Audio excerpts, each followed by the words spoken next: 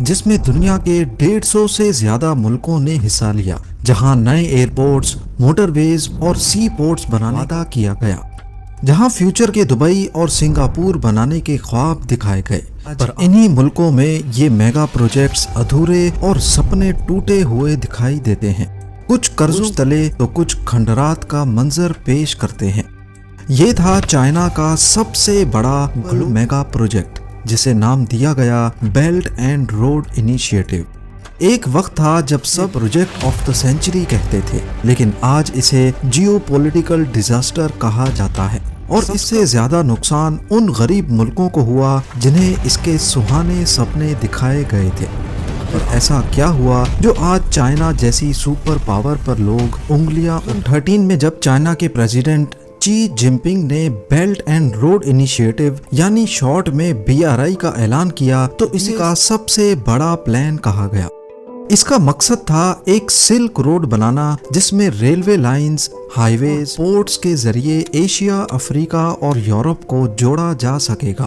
China کا mission تھا ان غریب ملکوں کو ڈیولپمنٹ کی راہ پر لانا اور چائنا کو ایک گلوبل لیڈر کے طور پر پیش کرنا۔ چائنا کے اس ویژن نے دنیا کو چونکا دیا۔ 140 سے زیادہ ملکوں نے اس پلان میں انٹرسٹ ظاہر کیا۔ کئی غریب ملکوں نے تو فوراً چائنا سے قرضے لینا شروع کر دیے۔ دیکھتے ہی دیکھتے چائنا نے اس پروجیکٹ پر $1.2 ٹریلین لگا دیے۔ یہ پیسہ چائنا نے ان ملکوں کو لون کی فارم میں دیا جنہیں ویسٹرن بینکس یا IMF نے خطرناک سمجھ کر قرضہ دینے سے منع کر دیا تھا۔ پر جلد BRI کی اصلیت سامنے آنے لگی۔ یہ صرف انفراسٹرکچر پروجیکٹ نہیں بلکہ چائنا کا ایک پولیٹیکل اور اکنامک ایجنڈا تھا۔ اصل میں چائنا کے پاس انڈسٹریل کیپیسٹی اتنی زیادہ بڑھ چکی تھی، یعنی ان کے پاس سالانہ لاکھوں نکل رہے تھے، پر ان کو چائنا میں جابز پر ایڈجسٹ کرنا مشکل ہو رہا تھا۔ تبھی چائنا نے ان کو ایکسپورٹ کرنے اور اپنی جیو پولیٹیکل پاور بڑھانے کا منصوبہ بنایا۔ پلان یہ تھا کہ غریب ملکوں کو BRI کے پروجیکٹس کے لیے قرضہ دیا جائے گا اور ان پروجیکٹس پر انڈسٹریل کیپیسٹی کو لگا کر اپنے لوگوں کو فائدہ دیا جائے گا۔ BRI کا سب سے بڑا مسئلہ ڈیٹ ٹریپ ڈپلومیسی ہے، یعنی چائنا نے غریب ملکوں کو اتنے لونز دیے کہ وہ کبھی واپس نہ کر سکیں، اور اس کے بدلے میں وہ اپنی زمین یا اہم انفراسٹرکچر چائنا کے حوالے کرنے پر مجبور ہو جائیں۔ اس سے بڑی مثال ہے سری لنکا۔ سری لنکا کے لیڈرز کو سپنے دکھائے گئے کہ اگر وہ انڈین اوشن پر ایک نیا پورٹ بنائیں گے تو وہ دبئی کی طرح ریجنل ٹریڈ ہب بنا سکتے ہیں۔ سری لنکا کا مسئلہ یہ تھا کہ ان کے پاس کولمبو پورٹ پہلے سے موجود تھا، لیکن ایک ٹرانس شپمنٹ ہب تھا جہاں بڑے ویسل سے کنٹینرز چھوٹی شپس میں ٹرانسفر ہوتے تھے۔ چائنا نے سری لنکا کو ملاکا اسٹریٹ سے سوئس تک کے مصروف شپنگ روٹ پر ایک نیا گہرا پورٹ بنانے کا لالچ دیا، جس کا نام ہوگا ہیمبن توتا پورٹ۔ اب جب سری لنکا نے چائنا سے $1.3 بلین کا لون لینے کا فیصلہ کیا تو چائنا نے ایک ایک کر کے اپنی شرطیں سامنے رکھ دی۔ یہ تھیں کہ اس پورٹ کو صرف چائنیز فرمز ہی کنسٹرکٹ کریں گی۔ لونز پر انٹرسٹ تو کم تھا، لیکن اگر لون واپس نہ ہوا تو چائنا کے پاس پاور اس پروجیکٹ پر قبضہ کرنے کی۔ خیر کنسٹرکشن تو ہو گئی، لیکن ہمبن توٹا پورٹ کبھی چل نہ سکا۔ فیزیبلٹی سٹڈیز نے دکھایا کہ اصل میں یہاں پورٹ کی ضرورت ہی نہیں، اور حالات یہ تھے کہ پورے سال میں یہاں صرف 30 سے 40 شپس نے اسٹاپ اوور کیا تھا۔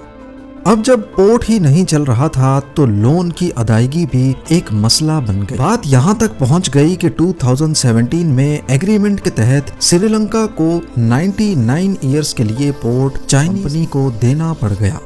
اب اس پورٹ کا پورا ریونیو صرف چائنا کے پاس جاتا ہے، اور سری لنکا نے ایک طرح سے سوورنٹی کا ایک حصہ کھو دیا۔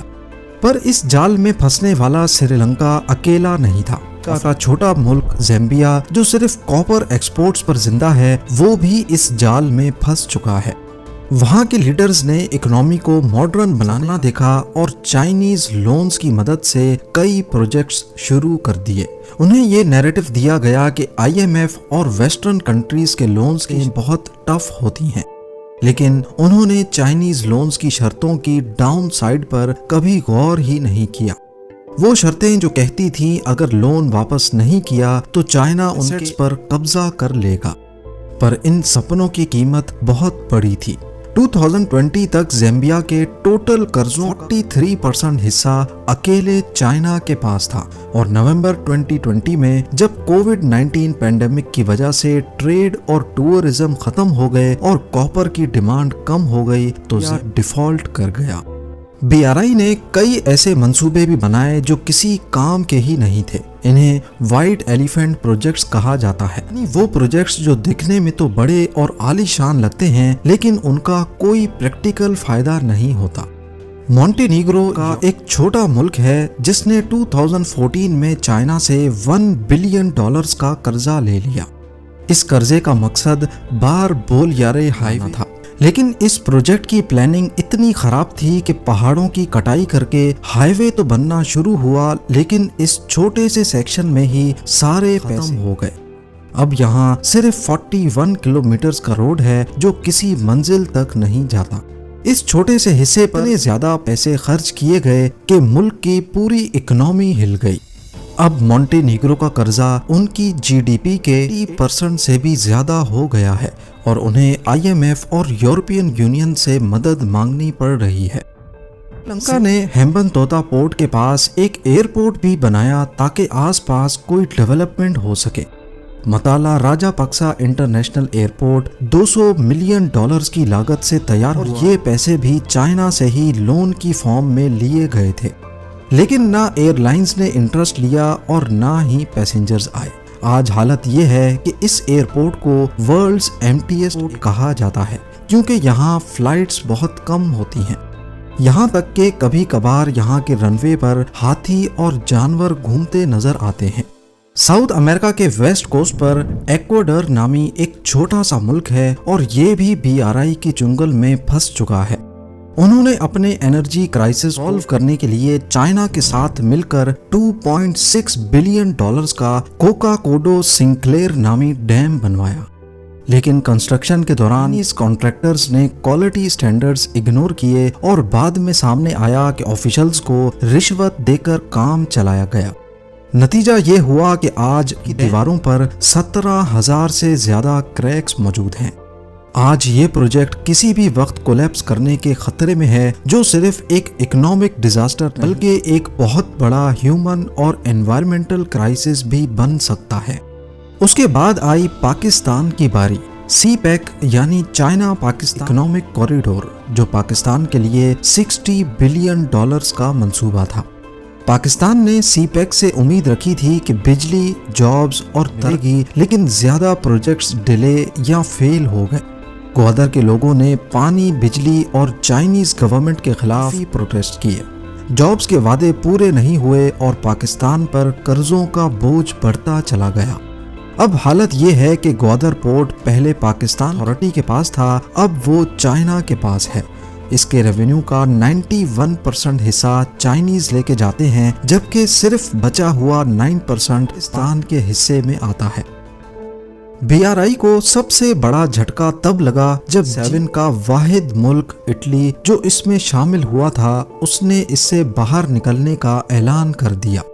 چائنا نے اٹلی کو ڈائریکٹ کیش لون نہیں دیا بلکہ MOUs یعنی میمورنڈم آف انڈرسٹینڈنگ سائن کیے تھے، جس میں چائنیز انویسٹمنٹ اور ٹریڈ ڈیلز کا وعدہ ہوا تھا، لیکن زیادہ پروجیکٹس مٹیریلائز نہیں ہوئے۔ اٹلی کو اکنامیکلی فائدہ بہت کم ملا، اسی لیے اٹلی نے بعد میں اسے بگ مسٹیک کا نام دیا اور BRI سے گیا۔ اٹلی کے علاوہ ملیشیا، میانمار، بنگلہ دیش اور نیپال جیسے ملکوں نے بھی بیلٹ اینڈ روڈ انیشیٹو کے کچھ پروجیکٹس کو یا تو منظور دیا یا پھر ان کی شرطوں کو دوبارہ طے کیا۔ اس ناکامی کو دیکھتے ہوئے امریکہ اور یورپ نے بھی اپنے آلٹرنیٹیو انیشیٹو شروع کیے ہیں۔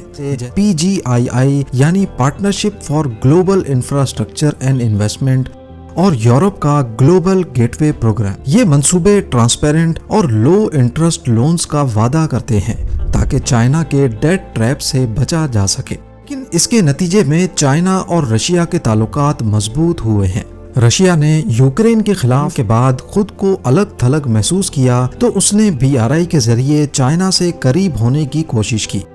اس سے ایک جیو پولیٹیکل ایکسس بن رہا ہے جو امریکن ڈومیننس کے لیے ایک نیا چیلنج بن سکتا ہے۔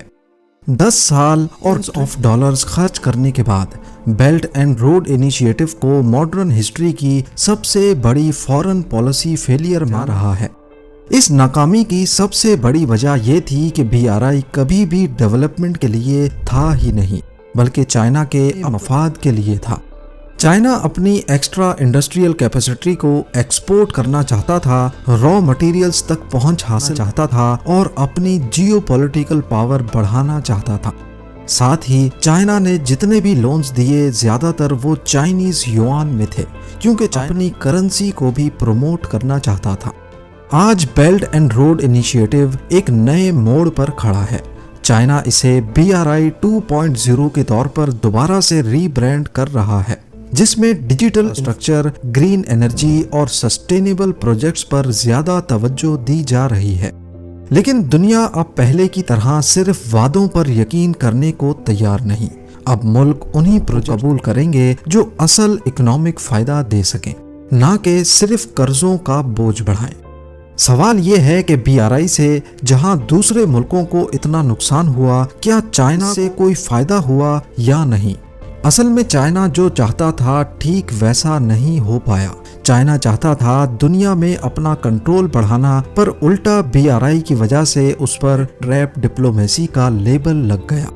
BRI کی وجہ سے چائنا کی خود کی اکنامی سلو ہو گئی۔ اربوں خربوں ڈالرز کے لون واپس لینے اور پروجیکٹس پر قبضہ کیا، ان کو چلانے کی لائبلٹی بھی چائنا پر آ چکی ہے۔